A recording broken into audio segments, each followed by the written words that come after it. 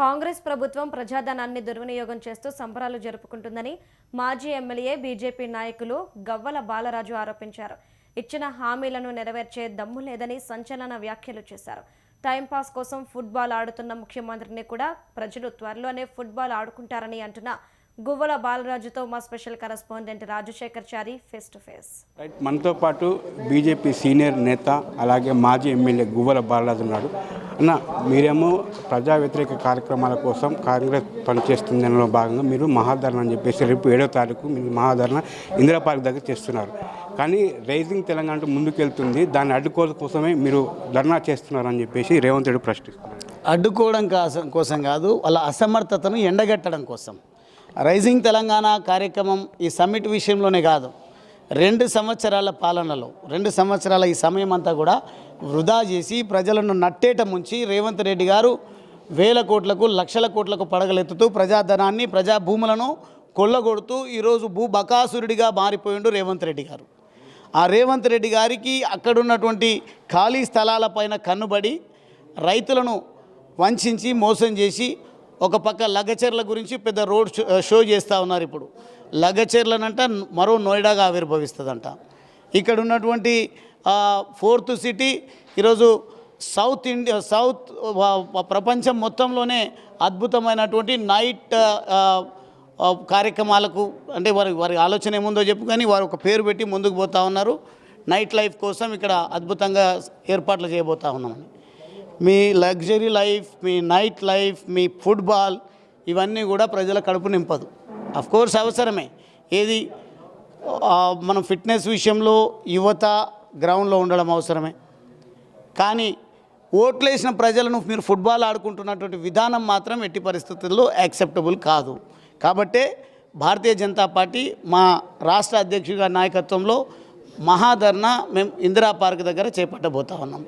మహాధర్నాకే Congress party శ్రేణులు ఇప్పటికే స్పందిస్తూ ఉన్నారు, మాట్లాడుతూ ఉన్నారు. ఎందుకు చేస్తున్నారు మీకు అర్థం కాదు, ఎందుకు చేస్తున్నారు. కానీ ప్రజా సమస్యలు, ప్రజలు పడుతున్న ఇబ్బందులు మాకు తెలుసు. కాబట్టి దేశంలో ఉన్నటువంటి దాదాపుగా 20 పైచిలకు రాష్ట్రాలలో అధికారంలో ఉన్నటువంటి భారతీయ జనతా పార్టీకి ఈ రాష్ట్రంలో ఉన్నటువంటి ప్రజా సమస్యలపైన పూర్తి స్థాయి అవగాహన ఉన్నప్పటికీ రేవంత్ రెడ్డి గారు మసిబూసి మారేడుకాయ చేసి ప్రజలకు మార్పు మార్పు మార్పు అని చెప్పేసి అక్రమంగా సంపాదించిన డబ్బులతోన అక్కడ ఇక్కడ అన్ని పార్టీలలో నేర్చుకున్నటువంటి నక్కజిత్తుల మాటలతోన ప్రజలను వంచి మోసం చేసి అధికారంలోకి వచ్చిండ్రు. ఈ విషయాలన్నింటినీ కూడా విడమర్చి చెప్పకపోతే ప్రజలు మోసపోయే పరిస్థితి ఉంది. అంతెందుకు స్థానిక సంస్థల ఎన్నికల కోసం కూడా రేవంత్ రెడ్డి గారు ఊరూరు పట్టుకొని తిరుగుతూ ఉన్నారు. ఆయనకు ఎన్నికల్లో గెలవడమే లక్ష్యంగా పెట్టుకున్నాడు తప్ప ప్రజలను గెలిపించాలనే ఆలోచన వారికి లేదు, ప్రశ్నించాలన్న సోయి బీఆర్ఎస్కు కూడా లేదు. కాబట్టి బాధ్యత కలిగిన భారతీయ జనతా పార్టీ పోరాటాలను ఉధృతం చేస్తుంది. రాబోయే రోజుల్లో ఈ దుర్మార్గపు పాలనను కూల్చడం ఖాయం, ఇక్కడ కాషాయ జెండాను ఎగరవేయడం ఖాయం. అదే జెండా, అదే పార్టీ ఈరోజు భవిష్యత్తులో ప్రజలకు రక్షణగా ఉండడం, ప్రజల జీవితాల్లో వెలుగు నింపడం కూడా ఖాయమని సందర్భంగా తెలియజేస్తారు. ప్రజలకు సుపరిపాలన అందించడంలో భాగంగానే కూడా కార్పొరేషన్లు అలాగే మున్సిపాలిటీలను జిహెచ్ఎంసీలో కలుపుతున్నాం. అది ప్రజలకు అభివృద్ధి చెందడానికి ఉపయోగపడుతుంది. కానీ బీజేపీ దాన్ని అడ్డుకుంటుందని చెప్పేసి కాంగ్రెస్ విమర్శిస్తుంది. ఇప్పుడు మేము అడ్డుకుంటున్నది ఎక్కడ లేదు. అడ్డుకోవడమే మొదలు పెడితే రేవంత్ రెడ్డి గారు అడుగు కూడా తీసి ముందు పెట్టలేరు. ఇప్పటికీ కార్యాచరణ మొదలు పెట్టలేదు. మొన్ననే మా యువమోర్చా ఆధ్వర్యంలో వారు మాట్లాడిన పనికి రాని మాటలు, ఆయనకు దేవుడు అంటే భయం లేదు, భక్తి లేదు, లేదు ప్రజలంటే ప్రేమ లేదు, దోచుకోవడము దండుకోవడం తప్ప మరో యావా రేవంత్ రెడ్డి గారికి లేదు. కాబట్టి కళ్ళు నెత్తికెక్కి ఇష్టారీతిలో దేవుళ్ళను అవమానపరంగా మాట్లాడుతున్నారు, కులాలను మాట్లాడుతున్నారు, అదేవిధంగా హిందుత్వం గురించి అవహేళన చేసి మాట్లాడుతూ ఉన్నారు. ఉట్టిగానే వదిలిపెట్టే ముచ్చట ఉండదు. ఖచ్చితంగా మిత్తితో చెల్లించుకునేటువంటి రోజులు వస్తాయి. రేవంత్ రెడ్డి గారు అడుగు ముందుకు వేయాలంటేనే కష్టమయ్యే పరిస్థితి ఉంటుంది.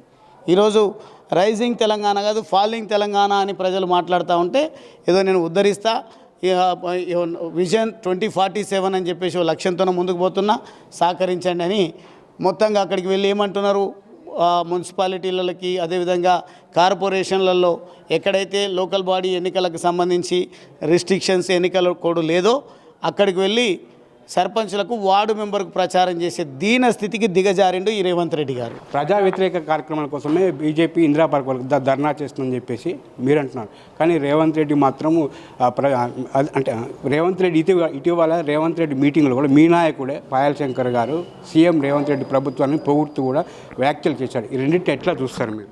అది తర్వాత నేను వినలేదు, విన్న తర్వాత చూసిపోయాడు. నాకు తెలిసి ఒంటి కాలు మీద చేస్తాడు పాయల శంకర్ గారు.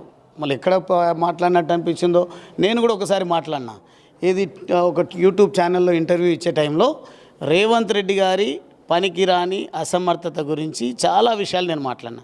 కానీ ఒక్క మాట నేను మాట్లాడింది ఏంటంటే, నేను నా వర్గాలకు పేద వర్గాలకు స్ఫూర్తినిచ్చే విధంగా ఉండాలనే ఉద్దేశంతోన రేవంత్ రెడ్డి గారి పేరును ఉదహరిస్తూ ఒక మాట మాట్లాడినా. ఏదైనా ఉండొచ్చు బై, వాళ్ళ నాన్న జైలుకు పోయి ఉండొచ్చు, వాళ్ళ అమ్మ ఇంకో అపకీర్తి మూట కట్టుకొని ఉండొచ్చు, ఈయన ఓటుకు నోటుకు కేసులో దొంగగా చిప్పకూడు తిని ఉండొచ్చు, కానీ ముఖ్యమంత్రి అవుతా అని అయ్యిండు. మనం ఆ దిశలో పోవాలని నా ప్రయత్నం కాదు, కానీ అచీవ్ అయితే అయ్యిండని ఒక మాట చెప్పితే దాన్ని కాంగ్రెస్ స్టేట్ పార్టీ మొత్తం నా మాటలను స్టేటస్గా పెట్టుకున్నది. అంటే ఈరోజు కాంగ్రెస్ పార్టీ పరిస్థితి ఏంటంటే, కాంగ్రెస్ పార్టీ వాళ్ళు ఏం మాట్లాడినా పట్టించుకుంటలేరు, నమ్ముతలేరు. కాబట్టి ఎక్కడి నుంచైనా మేము 99 విమర్శలు చేసి ఏదైనా ఒక మంచి పని చేసి లేదంటే ఒక ఉదాహరణ కోసం మాట్లాడితే దాన్ని స్టేటస్గా పెట్టుకునే దీనస్థితిలో కాంగ్రెస్ ఉందంటే, ఈరోజు ఖచ్చితంగా పాయల శంకర్ గారు మాట్లాడినటువంటి మాటలను వెనక ముందు తిరిగేసి చూస్తే మాత్రం ఈ పనికిరాని కాంగ్రెస్ పాలన గురించి దారుణంగా మాట్లాడి ఉండొచ్చు అని మాత్రం నేను భావిస్తాను.